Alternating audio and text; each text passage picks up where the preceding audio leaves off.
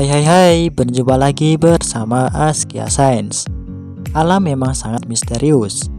Di balik kemisteriusannya, ternyata menyimpan berbagai hewan yang tentunya memiliki keunikan masing-masing. Seperti keunikan hewan yang harus berkorban setelah melakukan perkawinan demi keberlangsungan hidupnya. Semua yang terjadi tentunya karena proses biologis. Oke, inilah hewan-hewan unik yang rela mati demi keberlangsungan hidupnya versi Askia Science. Tapi sebelum lanjut, jangan lupa untuk subscribe dan aktifkan lonceng notifikasinya agar mendapatkan video terbaru dari Askia Science. Bunglon Labord.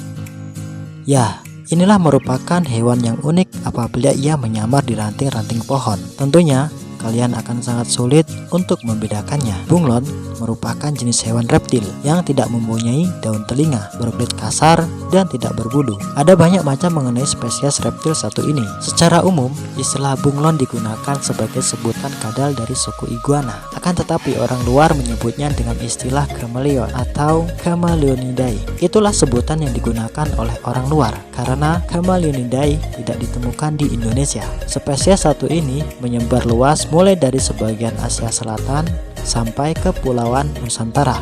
Dan di Indonesia sendiri lebih khas dengan julukan Colossus. Keistimewaan bunglon dapat mengubah-ubah warna dan bisa mengombinasikan warna dari kulit luarnya yang bisa disebut sebagai mimikri. Ya, dia akan melakukan sesukanya dengan keadaan suasana hatinya. Mimikri yang ia lakukan tak lain untuk menandakan wilayah kekuasaannya atau untuk mengikat bunglon betina ketika musim kawin tiba. Jenis bunglon labord ialah hewan jenis reptil yang asli dari wilayah pesisir barat daya, yakni Madagaskar. Nama labord diambil dari nama Latin Furcifer labordi. Bunglon labord yang memiliki rentang waktu hidup yang tidak sama satu dengan yang lain.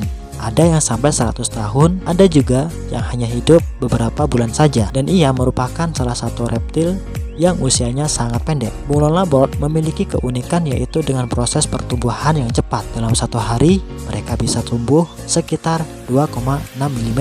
Reptil satu ini mempunyai makanan kesukaannya, yakni serangga. Berbagai jenis serangga ia makan untuk keberlangsungan hidupnya.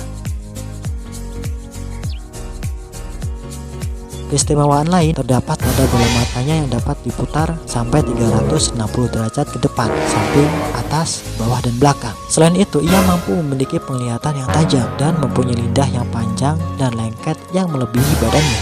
Dengan beragam keunikan yang dimiliki oleh spesies satu ini, ternyata bunglon labord, pejantan dan betina akan mati setelah berhasil kawin dan bertelur. Ya, bunglon labord akan berkembang biak dengan cara bertelur jika tidak ada hal-hal yang mengancam keberlangsungan pada hidupnya. Ketika pada bulan Februari tiba, sampai Maret bunglon betina akan bertelur. Setelah itu, ia akan membuat lubang untuk menyimpan telur-telurnya. Dan ketika itu, pada bulan November tiba, telur tersebut akan menetas. Dan kebanyakan dari bunglon betina akan mati sebelum melihat telurnya menetas. Kematiannya bisa disebabkan karena faktor alam dan cuaca. Karena bunglon labord hanya bisa bertahan hidup pada musim hujan dan akan mati pada musim panas. Karena itulah ia disebut sebagai reptil yang berusia pendek. Karena populasinya semakin menurun, ia termasuk dalam hewan yang terancam dari kepunahan.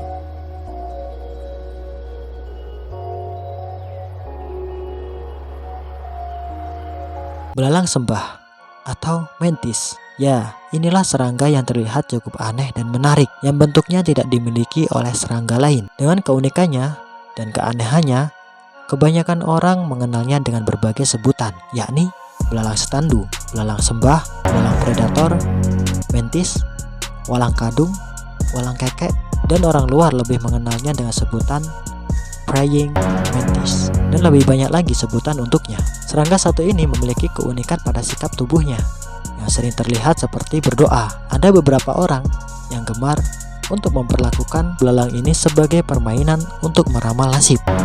Ya, untuk meramal nasib.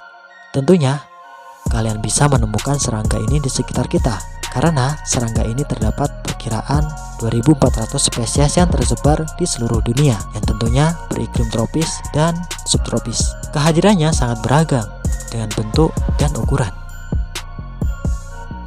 Belalang mantis terkenal dengan belalang yang licik. karena kesuksesannya dalam berburu mangsa yang dilakukan dengan sangat sederhana, yaitu dengan cara menunggu dan sergap. Mantis akan menunggu mangsa hingga dekat, kemudian menyergap dan menusuk mangsanya. Karena mantis memiliki kaki depan yang penuh dengan duri, sehingga mantis bisa mencabik-cabik dengan tipe jenis mulut penggigit dan pengunyah yang ia miliki. Selain itu, mantis memiliki penglihatan yang baik di antara semua hewan invertebrata. Ya, ia memiliki mata manjemuk yang sangat baik untuk mendeteksi gerakan. Dan tentunya kalian pasti tidak menyadari bahwa mantis, jika kamu perhatikan, ia akan tajam ketika menatapmu.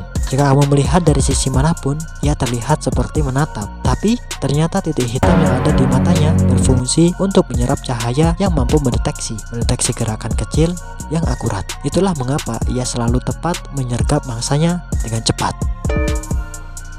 Ribuan mantis telah berevolusi agar terlihat seperti benda di lingkungan sekitarnya. Ya, mantis juga pandai dalam berkamuflase yang tujuannya untuk bersembunyi dari pemangsa dan mangsanya. Mantis juga merupakan jenis belalang yang sangat pemberani. Bahkan ia juga mampu memangsa hewan yang berukuran lebih besar darinya dengan senjata pada duri-duri yang tersusun rapi dan tajam pada tangannya. Ia mampu menangkap dan melahapnya secara hidup-hidup. Jika mangsanya meronta berusaha untuk melepaskan diri, maka akan semakin dalam duri-duri tersebut menusuk tubuh mereka. Ketika mangsanya sudah terkunci, mantis akan mulai untuk makan. Semua dilahapnya dengan cara hidup-hidup. Ya, reptil pun juga dimakannya.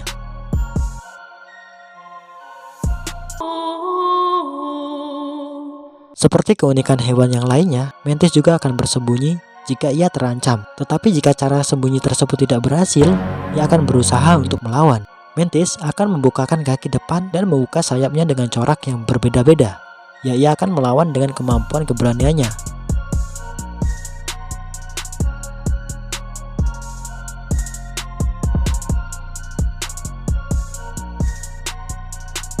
Belalang ini juga memiliki reputasi sebagai hewan karnibal. Mantis betina akan memakan pejantan mereka setelah kawin.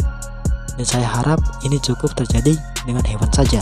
Kanibalisme yang terjadi ini hanya jika keadaan yang memaksa.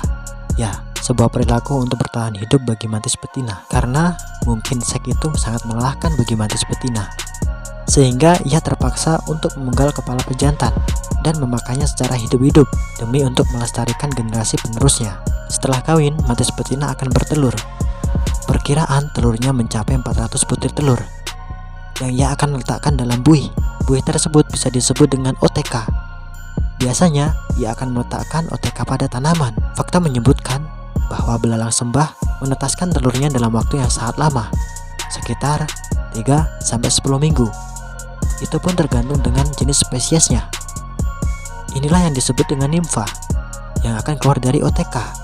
Dalam waktu 1-2 jam, mantis kecil ini akan berburu untuk mendapatkan makanannya. Biasanya, ia akan memakan serangga yang berukuran kecil dari tubuhnya. Tetapi jika ia tidak mendapatkan makanan, ia akan memangsa satu sama lain atau kanibal. Ya, perilaku tersebut merupakan faktor terpaksa demi untuk keberlangsungan hidupnya.